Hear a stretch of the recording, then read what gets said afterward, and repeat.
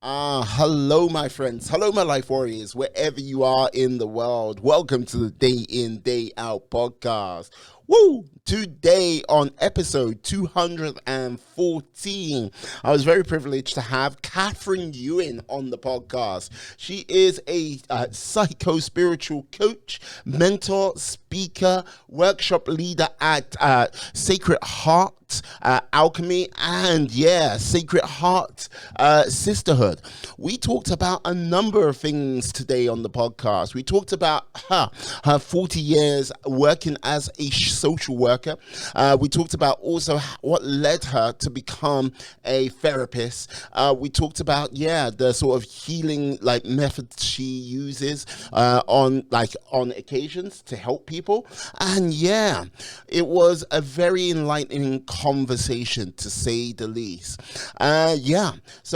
Please sit back, enjoy the show. Don't forget, subscribe if you can, and have a wonderful day and a charming cup of tea. See you for now. Bye bye. Peace. Here we go. Hello, my friends. Hello, my life warriors, wherever you are in the world. Welcome to the Day In, Day Out podcast.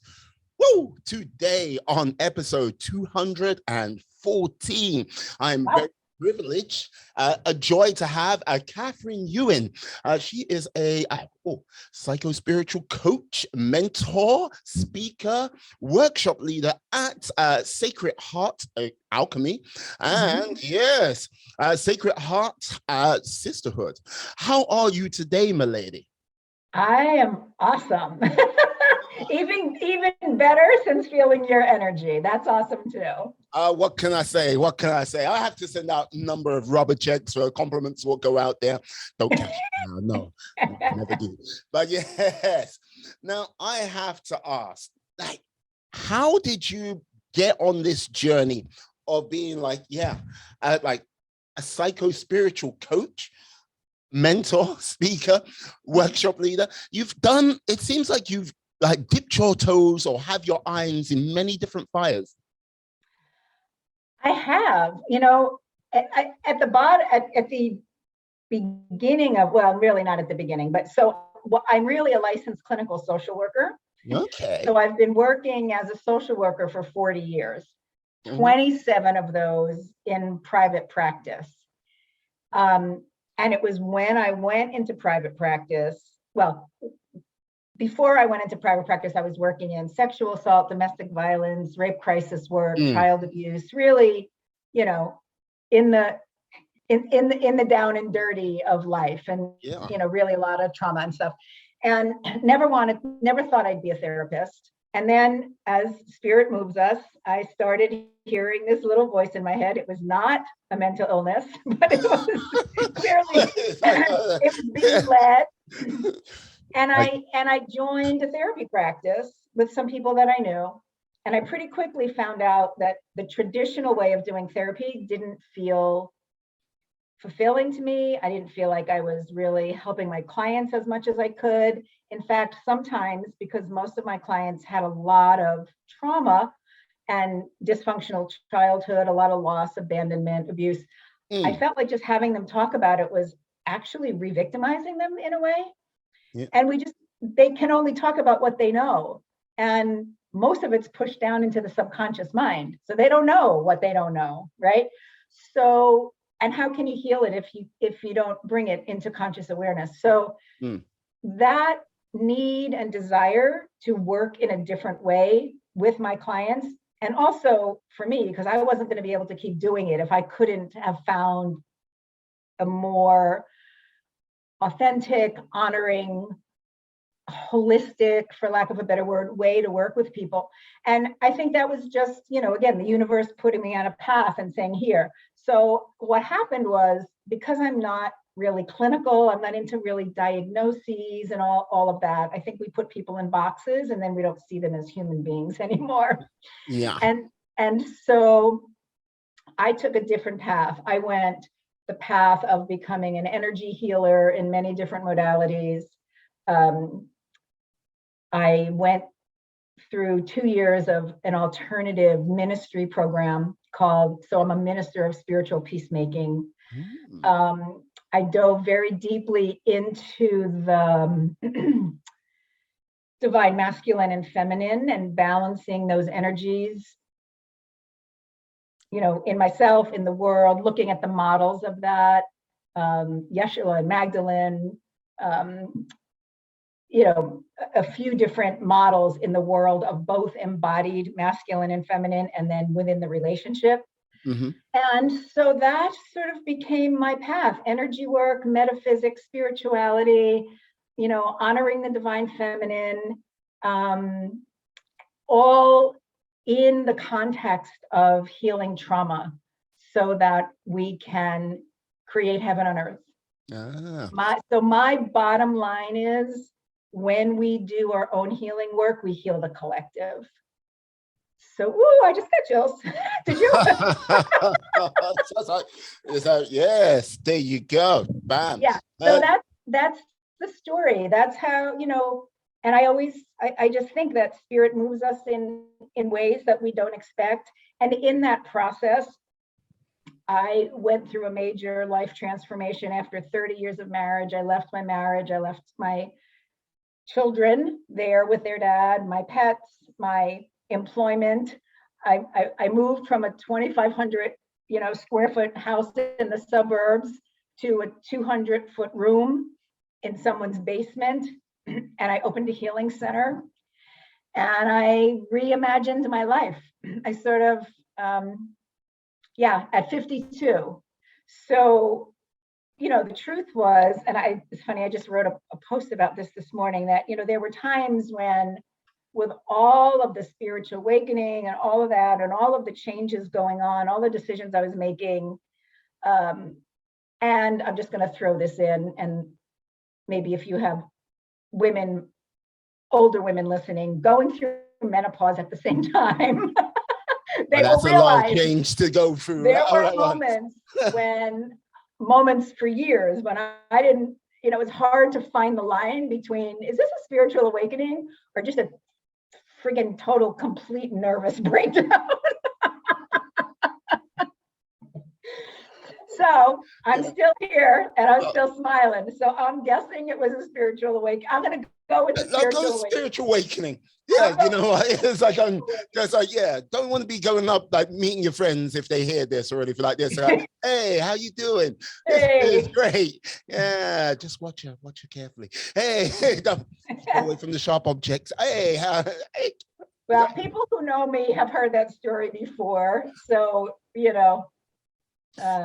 whether they believe it or not, Yeah, like, because this is the thing, your story is like kind of fascinating, because like there are many different things, like sectors, jobs, which you can take in this world, where I call them sort of frontline, like jobs, which, how can I say, you see the real sort of gritty side of humanity. Like it would sometimes, like if you stick with it for as long as you have, it sometimes must be a challenge to look at the human race and go, where are the positive points? Because yes, lies, defeat, and like horrors and like negativity you won't like believe. Would you say, like, sort of delving into the realm of like therapy, it was kind of like helping you adjust your very own energy as well as helping others adjust their energy? Oh, what a good question. I mean, absolutely. I think the fact that I started to get that message at that point in my life was really spirit, source, God, goddess, universe, whatever you want to call it, literally putting me on a different path. And, when I first started looking for other ways to work with clients, in my ego mind, my limited ego mind, I thought that's exactly what it was, looking for other ways to work with clients. What it's turned out to be completely was my own personal journey of healing and awakening and walking my talk. Because for me now, this is why I call myself now a coach and a guide and a mentor rather than a therapist. Because I just feel like I'm turning around and offering my hand to the next woman coming behind me who's maybe traversing some of those same issues. The details may not look the same. I may not have grown up in a family that looked like hers, or I may not have had certain things, but I had both my parents die when I was fairly young. I had a brother with mental illness. My dad, after my mother died, struggled with alcoholism. So, I experienced an acquaintance rape by the captain of the football team, so classic. So it's not just the professional side and all of the metaphysical and spiritual learnings. It's my own personal experience of walking through this life, as a woman, and as a woman of privilege, but also that had certain experiences that allow me to relate. No, I often sometimes find when people speak of positions of privilege, it's a case of it's people's life experience. And this is the thing, really and truthfully, some of the knocks and bruises and scars you can pick up through life, where some people could be have a tough upbringing because they didn't have enough to eat or anything like this. Other people can live in pretty much a gilded cage and have all the horrors of the world come to them. But everyone who looks at it from the outside, it looks pristine, it looks nice. It's just one of those things. I always have privilege. It's look, before you say privilege here, there, understand the journey someone's gone on. And then privilege, it's the life they live, and that life sometimes is not easy by any stretch of the measure, Mm-hmm. Yeah. And I think for me, I absolutely agree with what you said, because the facade, the exterior can hide. I used to see some of the most terrible cases of emotional abuse and in very wealthy homes, in the area when I was working. I was a social worker in the area of child abuse and neglect, and I specialized in sexual abuse and severe family violence. So burnings, blindings, broken limb, child death, obviously. And they didn't just happen in the, poor end of town or the wrong side of the tracks. Very often behind closed doors, when no neighbors are close enough to hear, you find. So when I talk about privilege, the ability to get 2 degrees, right? 2 master's degrees, and growing up in a pretty healthy family where my dad worked hard and my mom raised 8 children and we had enough to eat, and we had, clothes on our backs and all of that. So. Okay, 8 children. Okay, well, Irish Catholic. What can I say? All I've got to say is, no wonder why you maybe went, I need some personal space. No offense to you guys. I want to really be alone.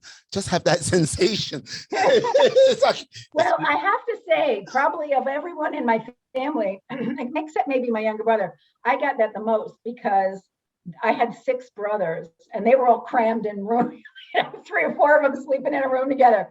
And my sister, who is the oldest, and I'm 7th. So she moved out at 18. She went into the convent. So I had my own room as the only girl. That's a privilege too, right? My 4 brothers were sleeping on bunk beds or whatever. Okay, yeah, that's privileged people.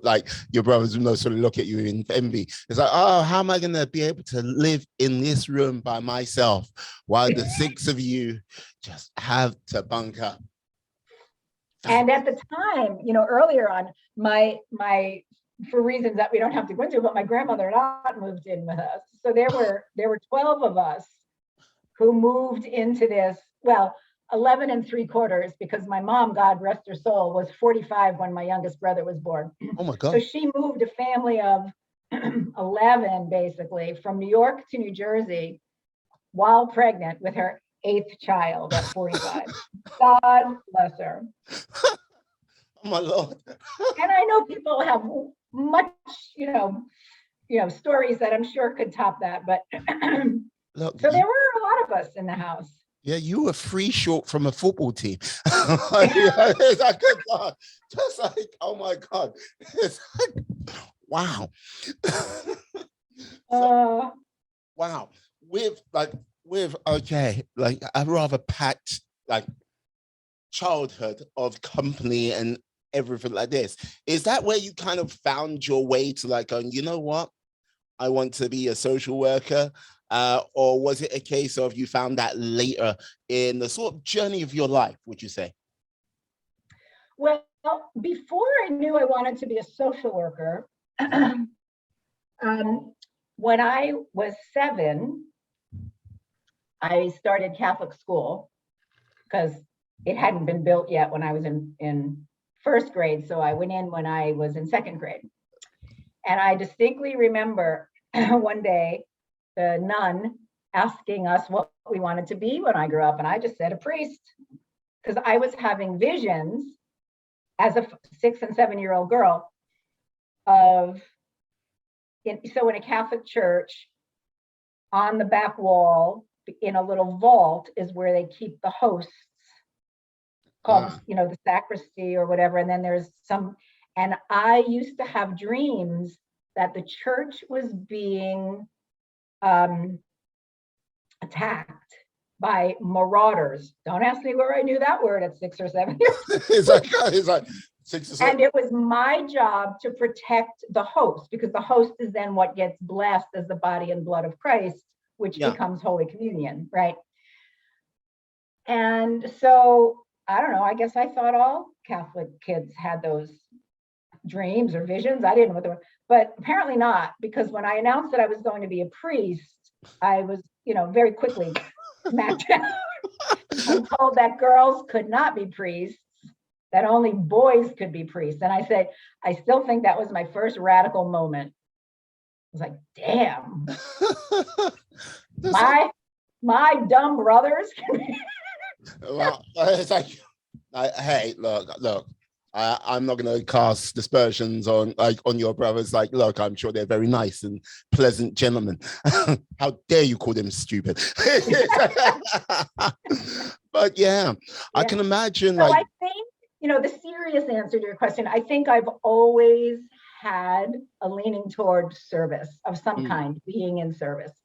Obviously, I didn't become a Catholic priest, but at 50, I became the ordained minister of Spiritual Peacemaking. So something was still calling to me in all of those years. And then when I was a teenager, I started doing some volunteer. Well, I was always politically active. So I worked on political campaigns and I was a social activist, marched for the ERA for so many years. We still don't have one, by the way, in the United States, an Equal Rights Amendment. But that's a whole nother story for another day. But I was always sort of an activist, and even as a teenager, working on campaigns, volunteering in group homes for girls, who had to be placed in group homes. So I sort of naturally had the inclination. And I think when I look at things like my birth charts or my gene keys or human design code or my numerology, it's all about being in service, and it's all about a path of unconditional love. So I feel like I've been on this path of unconditional love, trying to live in that for, and sometimes I'm really bad at it. Sometimes I do okay. So I think, I think I was wired that way. I think it's in my DNA. I think my soul decided that's what I was going to do when I got down here. But anyway, I ended up in graduate school for social work and got my master's in social work when I was just 24. And like I said, did that very grassroots kind of social work for 12 years or so, and then was invited to turn my attention elsewhere and start to do direct service psychotherapy work. Yeah. So there you go. Got like lots of food for thought there. Yeah, that the equal rights movement for like ladies. As an observer from the UK, let's just say there are certain things I think will come before that happens in the United States. Not to be bad to you, but it's just like, yes, I think the rapture will come around the second time. It's the rapture. It's like, yeah, wait. Equal rights we for women. definitely seem to be moving in the opposite direction here, which is, Yes, Gordon. Let's just say. And when you try to live, when I took my vows as an ordained minister of spiritual peacemaking on the shores of the Sea of Galilee, by the way, they were vows of surrender, trust, and gratitude, not the poverty, chastity. Well, I wasn't going for that, but surrender, trust, and gratitude. And so I've tried to live into that. And part of it is surrendering to the fact that everything is happening for a reason that I can't understand from my human perspective. So it's been particularly challenging the last 6 years or so to be in the climate that we've been in and hold all of that in surrender and trust and gratitude. Yeah, because like this is the thing, like, okay, like when you say surrender, trust, and gratitude I get, gratitude I understand. Like surrender, I'm like, surrender, why surrender? And like, yeah, trust, like, and it'll be a case of trust in what exactly? Is it the like the mechanics of the universe? Is it putting you where you are? Yeah. Yeah, so surrender for me sounds sort of like my will for me and God's will for me sort of aligned, right? Okay. So getting out of my ego mind and connecting more with divine mind to inform, like when I went in to be a psychotherapist, that was not something, I mean, I was very much against it. I thought psychotherapy was just for wealthy, indulged people to sit around and contemplate their belly buttons. I really didn't understand. Hey, I was only, 23, 24 at the time. Oh, it's like, but my belly buttons. the arrogance of the young. Belly buttons are outie. What's that about? Like, I can see. So it's trusting that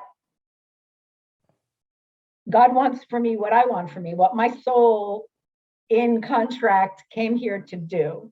So get my ego, my mind that thinks I know what I know, and open that up. So that's the surrender part. It's not like waving a white flag and saying, "Oh," that's not it. Trust is more of that. It's sort of, I trust that I'm guided and protected in every moment, and that I am exactly where I am meant to be on my path. And also trusting that other people are on their path, and it's not my place to interfere with their path. I hear you. Yeah. Every soul has chosen, in my opinion, every soul has chosen its reason for incarnating on earth at this time. And who am I to assume that I know what somebody's path is? For what role they agreed to play, like Judas Iscariot, Well, going with Judas right there. Okay, I hear you. Yeah. So that's the trust, and then the gratitude for everything, basically, but not only like, oh, it's a beautiful day, oh, somebody complimented my earring, like, but gratitude for the dark nights of the soul, where we come out the other side transformed, right? So even the things like gratitude for that difficult decision to end a 30-year marriage, because that was going to allow me to transform into another aspect of myself. Like that was complete and it was time for something else. So, even gratitude for the stuff that doesn't always look so good on the surface. Yeah, I hear you. I hear you. Because like this is the thing, like all of those, like basically trust, surrender, gratitude, like basically it takes a lot of sort of self-reflection on that, sort of asking those tough questions of oneself, which people don't like to do, because sometimes when that truth looks back, it sometimes shows, how can I put it?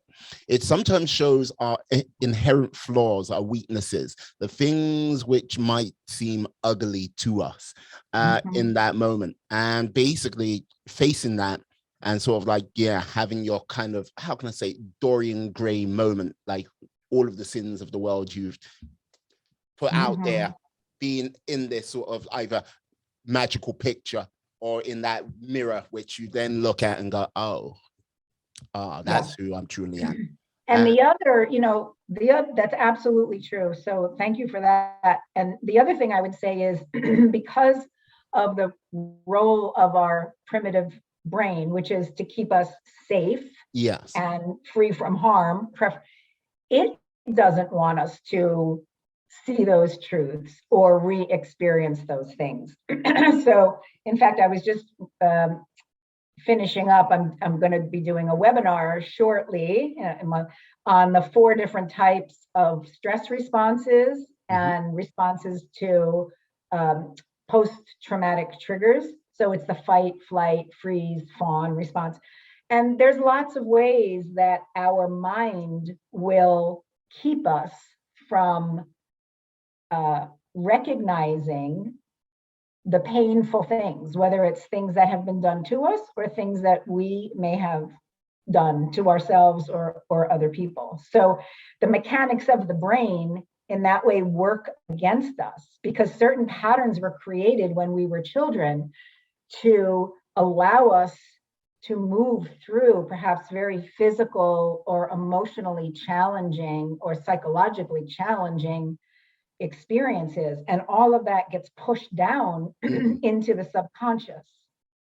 So we're not consciously aware of it 24/7, but the programs are still running. The things that we learn how to do to defend ourselves or protect ourselves or stop us from being hurt or cut people off so that, what's that? This may not be your kind of football phrase, but something about the best offense is a good defense. Like if I can keep them away from me before they have a chance to reject me, I win, right? So the brain is masterful at keeping those things away from us, keeping us in resistance, keeping us in denial. I mean, it's so masterful that, people develop different personalities in extreme cases to be able to survive terrible torture and abuse.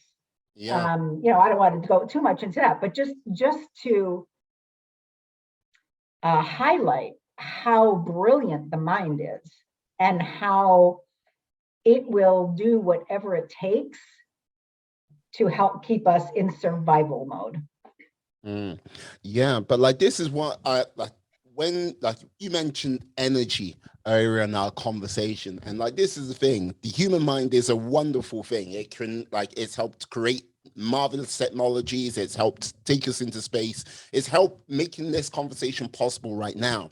But there's the thing with energy, everyone's energy, you have a certain amount of energy through the day, and yes, if your mind is running a number of different programs at this moment in time to aid that survival mode, help suppress some of the most traumatic things, that's energy which is being used up, and not necessarily in the realm of healing, because you're not actually confronting it. It's just keeping it going. And as time goes by, if some like it just that energy slowly depletes bit by bit by bit until there's a breaking moment, I imagine.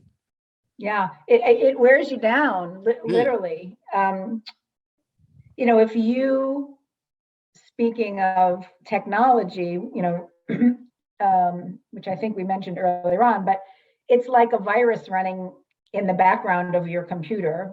So it slows it down. It pre-populates things with incorrect information. It causes glitches, right? And that's exactly because our brain is like a computer. But you know, so that happens. It's like a virus running in the background, or multiple viruses running in the background that exhaust us. And from a scientific, and you know, I am not a cellular biologist, so you know, take this all with a little bit of, all right, she's giving us the non-scientific version of this, but every emotion in your body is energy. Emotion, energy in motion. If we look at the emotional guidance scale from, you know, Abraham Hicks' law of attraction, we see at the top of the scale are things like joy, freedom, gratitude, appreciation, love, optimism, excitement, you know, blah, blah, blah. And then we get, you know, a few layers down and we get to hope, and then we get to boredom. And then we start to slip off into resentment and anger and disappointment and sadness and hurt and loneliness and depression and despair and guilt and shame, all the way down there. So, and they each have their own vibrational frequency because they each have a different chemistry that runs through the body. It's chemistry. That's how we feel the difference between joy and despondency, right? Yeah. And the heavier, denser energies of the depression, despair, guilt, shame do not process through the body as quickly as the higher vibrating energies of joy and love and appreciation and freedom. So they literally get stuck in our energy field. I liken it to, excuse this if it's inappropriate, but like a septic tank. That's a picture of everyone's mind right now. There you go. And the more compressed, the more of those heavier, dense energies they are, the more compressed they get. Again, the more, slogged down we are, the slower we are, the more the chemistry, the adrenaline and the cortisol, the harsh chemistry of those emotions runs through our system. It literally wears down the DNA. So it creates opportunities for dis-ease and illness to start to take hold in our systems. So yeah, you're right. All that to say, you were right on point. Hey, I'm right about something, people. Mark this day in your calendars. December the 2nd. Of December. It's like, yeah, 2021. I was right. But yeah, with this, with all these sort of the heavier, the more I just saw something. Hold on, because when you just said the date, it pointed me to my little calendar. If you add a 0 in front of the 2, December 2, we have a palindrome. 1, 2, 0, 2. Do you see? 12, 0, 2. You see, that's on the American calendar. On a UK calendar. On a UK calendar. I know. Because it was wait a second. That would make a palindrome if it was on on an American calendar, but no. Yeah. No palindrome here. You say tomato, I say tomato. Yeah. And let's pay the whole thing off. Yeah. No, you were close. But I'm looking at mine. So yes. Awesome. You have a palindrome. I just have a date. It's so there you go. But yeah. With regard, as I was saying, with regards to sort of heavy emotions, the more negative, stent where people can get themselves trapped in, trying to get out because they just seem to linger much more longer. and sometimes don't sort of dissipate at all. Like, what would you say would be a sort of technique or strategy people would need to employ to sort of help move them in, like, out of that sort of funk into a more positive direction? Yeah, good question. Because this is, I mean, this is, all that early training of going into the energy work and all of that is what I figured out. We have to work in the body. As the Mm, trauma expert Bessel van der Kolk says, the body keeps the score, right? And so I use techniques that use both the mind but also the body. So tapping, emotional freedom technique, which is like acupuncture without needles. So we're using certain words, but we're tapping on acupuncture points to begin to move old stuck energy. So the points that we tap on, there's thousands of acupuncture points in the body. We only use 8 or 9, but and we use those because they're closest to the surface, so we can activate them without having to stick needles in, but also because in the system of Chinese medicine, which is what acupuncture is based on, there are meridians, right? Lines of energy that run through the body. And there are some places where several of those meridians either start or end. And so mm, we tap on the places where we're tapping into the greatest number of meridians at one time. So we're saying certain things and we're processing energy and moving energy that helps. So say you were, going across the street and you stepped out and all of a sudden you realized there was a car barreling at you and you went, in that moment, everything in that moment gets like frozen in time in your body. And if you don't have a way to let that, release, you just eventually go on with your day and, keep moving, and then you start to breathe again. mm. But that, what I call trauma capsule, is literally trapped in there. Okay. Yeah. So when we use tapping, I use something else called neurokinesis, which is another technique of just moving the hand to stimulate neural pathways in the brain.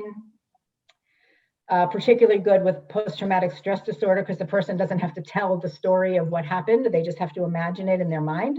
Mm-hmm. Somatic experiencing, just breathing into where you notice the related pain or discomfort in your body and bringing spaciousness to it that way.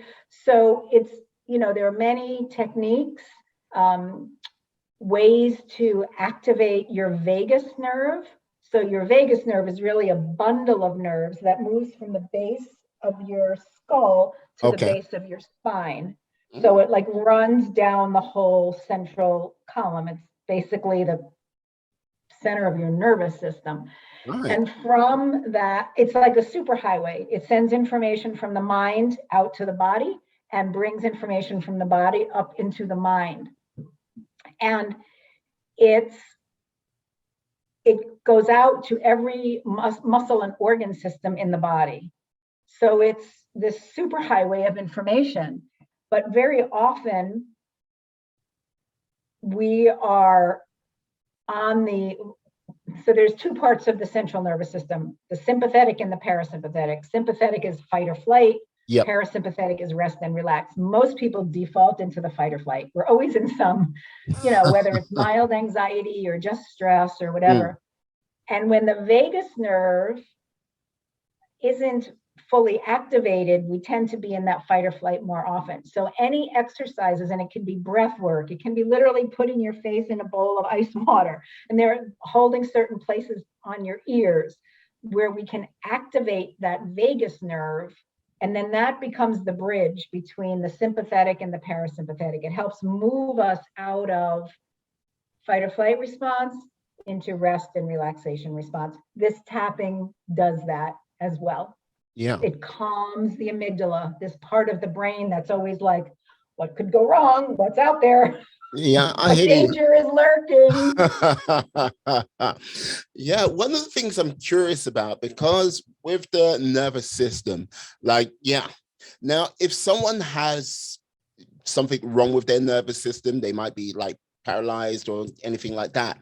will they benefit the same way still, or is it a case of, okay, you've got this trauma now, it's trapped in one part of your body, but it's not going anywhere because it doesn't work properly, because that trauma might be very extreme to get them there, and you can't do will the same techniques work?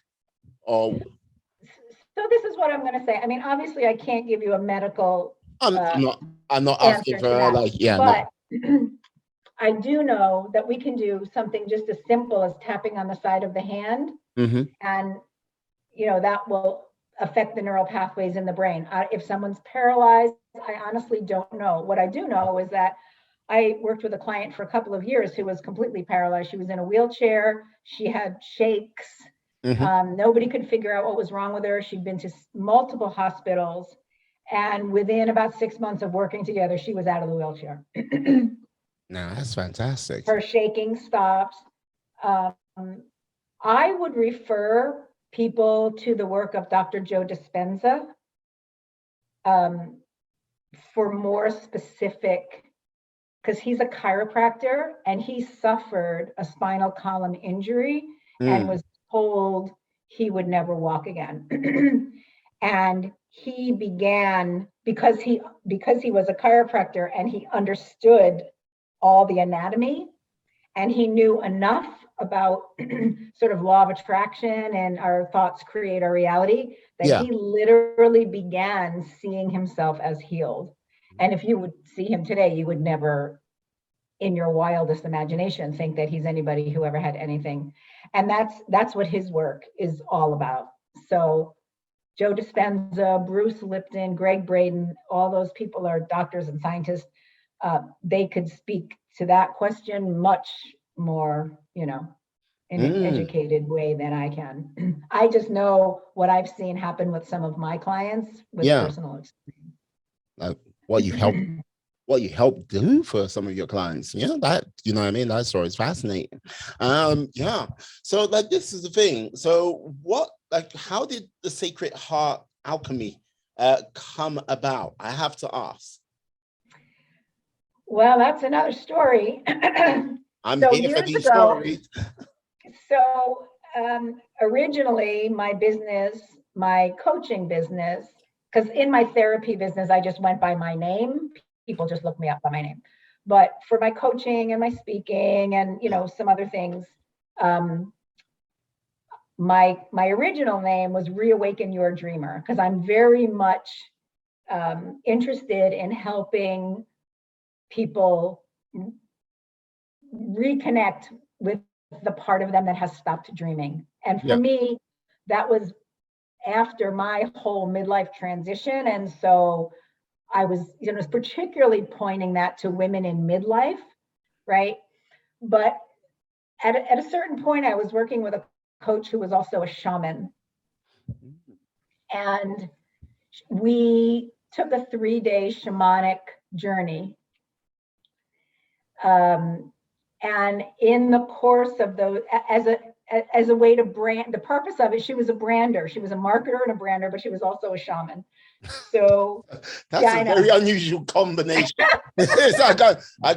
I'm going to take you on a spiritual walk, show you the path. And by the way, I can do a mean website and graphic and logos for you. There you go. So, okay. Yeah. Well, she was a graphic designer and artist. But anyway, over the course of those 3 days, I just, we would sort of go on a journey. We didn't do it 3 days straight. We would, take a break and, whatever. And I just had so many images, messages of Yeshua and Magdalene, Jesus and Mary Magdalene, taking me into old monasteries, images of Jesus sort of opening up and offering me his heart. Mary Magdalene from her womb, when there's a painting of Mary Magdalene pregnant, literally sort of handed me a gift, and when I opened it, it was a heart. I mean, there are so many. And there were doves all over the place, like these peace doves. Yeah. And the woman who, was leading me on this journey lived in Arizona. In her house, she said, I've been swimming in my pool every day for like 12 years. I have never seen a peace dove. There were doves flying over my pool. So there, and my journey has always been about healing the heart, right? Ultimately, that's what we're doing. We're changing patterns in the mind and all that, but it's all about dropping into the heart so that we can be what I call the most Christed expression of ourselves, our highest version of ourselves while in physical form. So anyway, that's the short version, but there were many, many beautiful and very powerful. And I've had other, on other like silent walks, when I've been on silent retreats, being invited. Do you ever see a tree that has like a scar in the shape of a heart? Like when a tree has been. Okay, yeah. Yeah. And, I was invited to put my hand into the scar, and I was like, "What? No bugs in there, nasty." And again, they were insistent, so I did, and I immediately heard, "You are a healer of hearts." And alchemy is transformation. Alchemy is magic, right? Alchemy is transforming one thing into something else. And I always say to my clients, your deepest wounds are the fertile soil for your greatest gifts. I like that. Whatever you went through was a path your soul chose that would be the most fertile ground for the gifts you came to bring. Whether that was to learn self-love or compassion or forgiveness or sovereignty. So, it's all about the alchemy, the transformation. You're not broken, right? You just went through some stuff, and you maybe adopted some ways of surviving that worked for you at a certain period of time, but are not serving you now because it's keeping you apart. It's keeping you separate. It's keeping you in fear and unable to deeply connect with yourself and others. So let's just heal those younger parts so that you can now be who you came here to be. Yeah, I can imagine like 5 years ago when you were 24, like, yeah, did you expect yourself to be like grow so much spiritually in comparison to that youngster back then? No. I mean, people say to me, "Oh my God, so," but I feel like there's a lot of young people on the planet now who are even more advanced. This path opened for me in my early 40s. So I had lived a long time already. I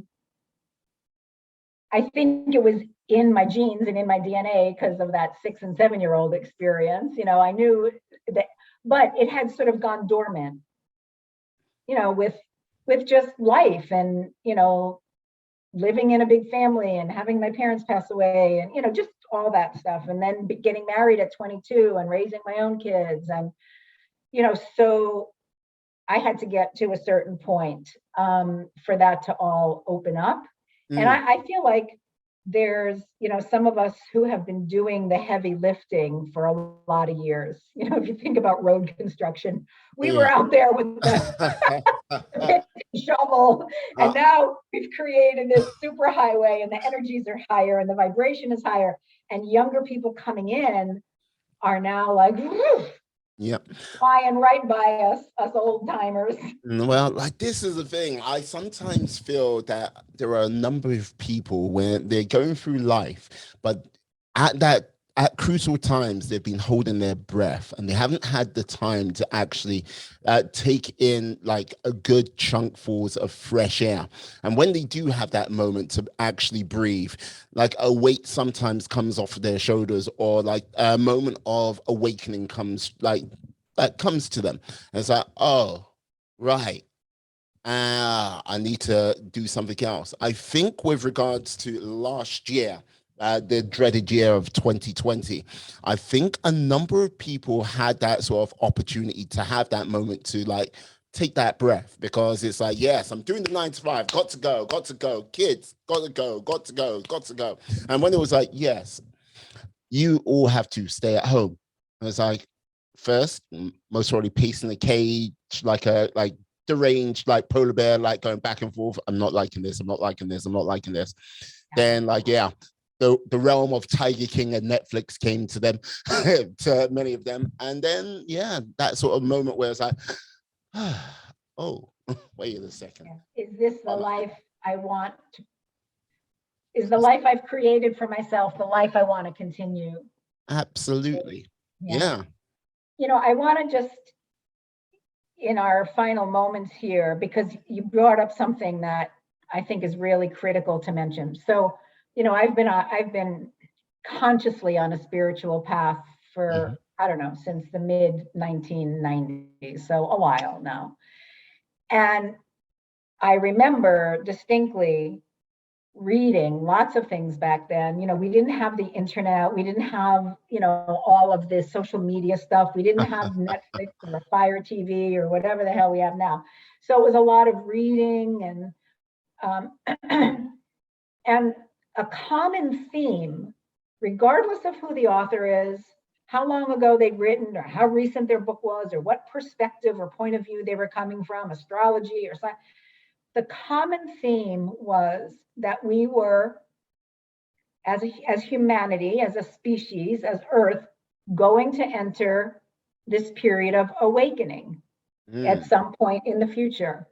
And when that happened, in order for that to happen, or concurrent with that happening, because it's part of the 26,000 year cycle of the Earth around the cosmos and where we are in the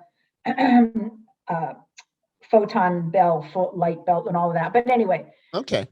In order to create a new world, all of the systems that were in place were going to have to collapse, because they were all, they were not fixable, right? The greed, the power over, the patriarchy, the, you know, there was just no fix in the mess we'd made for 2,000 years. So the financial system, the educational system, the healthcare system, the religion, you know, organized religion, whatever else, all of those systems were going to have to collapse so that we could create something new in this new higher energy, the age of Aquarius, if you will, that we entered into not that long ago. And I used to think, how the heck is that going to happen? How can all of these systems collapse at one time? And then COVID hit. And one day I went, holy smokes, guess what? Every darn system is collapsing. So everything is falling apart. And so my belief with COVID is that we are in a period of rebuilding. It's ugly. It's, you know, talk about the dark night of the soul or pumping out the septic tank. You know, we're still in the thick of it, but there's a much higher energy coming in. I can feel it. I don't know if you can feel it. We're raising our vibration, and people slowing down and asking themselves that question and listening to their heart instead of their ego mind that says, you got to get ahead, you got to have that job, you got to climb the ladder, you got to have the trophy wife on your arm, like whatever all that is. People are questioning that, and they're saying, no, that's what the system told me. That's not necessarily what feels right for me anymore. We're being brought back. Yeah, no, but this is the thing. I do feel the winds of change are coming, but like the whole thing is where the mystery is for myself. I'm not too sure where those winds of change will take us. I'm not too sure if it's going to take us to a more enlightened place or a darker place, or is it going to be a case of, yes, this is the beginning of a new age of everything, or is this a new age of everything which is totally unexpected? Not quite the age of Aquarius, maybe not like some like corporate totalitarian system, but what will it be? That's the mystery for me, and that's the $64,000 question I'm like trying to like mull over in my mind right now, because the winds of change are blowing, and they're blowing hard. And like, this is the thing. I think many people do feel it. I'm not too sure they know where it's going to take them. Yeah. And I feel, going back to gratitude, I feel so grateful that I had that grounding in so many things before we got here, because it has allowed me to kind of keep my rudder. Not that there aren't moments when I can't fall off, but we all, yes. the people I listen to, the people, the voices that I trust, that I lean into, are talking about us. I don't want to make up words, but moving into this higher vibration. I call it creating heaven on earth, right? Helping you ascend to a higher vibration. Say that. Say what? I said helping you ascend to a higher vibration. Ascend to a higher vibration. Yeah, and I believe that is the process that's going on. Are we going to see it next week or 20 years from now? I don't know. I hope I'm still alive.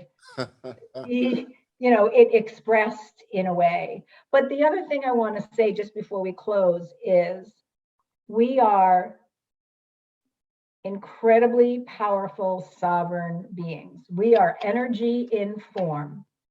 When more of us hold the vision for the life that we want, that increases the likelihood that is the life that we will create. Very profound, very profound. So we're either in, as Marianne Williams said, we're either in creating from love or from fear. So when I talk about unconditional love, my work is, all right, was that response to that person or that article, was that coming from love, or was that coming from some fear-based place? And bringing myself back to that, because we know we're conscious creators, and that's why the healing is so important. As I said before, every bit of personal healing, every person who is raising their own vibration, every person who is expanding their own consciousness is contributing to the collective. Liking that.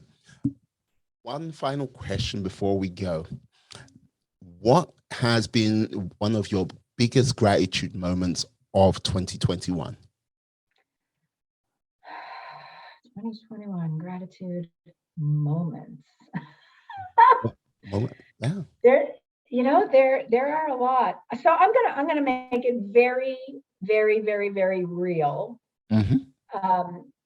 Not so I have a 6-year-old grandson. Shut Benjamin. up. And my son, his father, and his mother are not together. And have not been since Benjamin was pretty little. And so it was very challenging early on to find time to be with him. He was out of the state that I live in for a while, but now is back. So my biggest gratitude is that this summer, for the first time ever, I was able to set up regular times to spend with him and have, my grandma afternoons with him. And I'm just, trusting that we're going to build on that now to create, our own relationship. And I say that just for gratitude for what it is. But the other piece is, I mentioned that both of my parents passed away. So they both passed away. My mother passed away before I was married. My father passed away before any of my children were born. So my kids didn't grow up with maternal grandparents. So it feels particularly important and sort of tender for me to have that relationship with Benjamin. So I'm grateful for that relationship becoming closer and continuing to be even better. Oh, superb. Oh, what a lovely note to end on with Benjamin in mind. Yeah, there you go. Now, Catherine, can you tell the lovely people how they can find you out there, Catherine? Where on these interwebs? So we talked about Sacred Heart Alchemy. So that's my website. That's the easiest place, probably, www.sacredheartalchemy. There's a, connect with me form or sign up for my newsletter and you get a free, some meditations or something like that. I'm also trying to find my way around Instagram, although, it's an age thing. I'm just not so adept. I'm trying to get there, but I have an Instagram account. I'm on Facebook. I have my personal page, and I also have a women's group called Divinely Inspired Feminine Leaders. Mm-hmm. So if there are any women out there who want to connect and, with other women who are in this process of healing and awakening and transforming, I'd love to see them. And as I said, I'm going to be doing a webinar soon. I don't know whether it'll be December yet. It's taking a little longer than I expected, but that'll, on stress responses and some PTSD stuff, with an invitation to join a 6-month coaching program that I'm going to be doing after that. So that's it. People can find my TED Talk, which is also on Sacred Heart Alchemy, Healing from the Heart, just by, using my name. And if you need these links and don't have them, I'm happy to send them to you. I can't remember whether I sent them to you or not. Yep, not to worry. I will be putting the links in there. If I am missing any links, I will definitely be in contact with you to get those sent over. Yes. But I've got to say to you, Catherine, yes, thank you for coming on today. You have been a delight, a pleasure, a joy. You have been superb, fantastic. Yeah. Just awesome. There you go. There you go. And I'd like to say thank you to you, my friends, my life warriors, for watching, staying with us up until this point in time. Please stay safe, stay well, be awesome, be excellent, be fantastic. Be all the positive bees you can be in this world and then some. Have a great day, guys. Yes. Yeah. Peace. Oh, and we are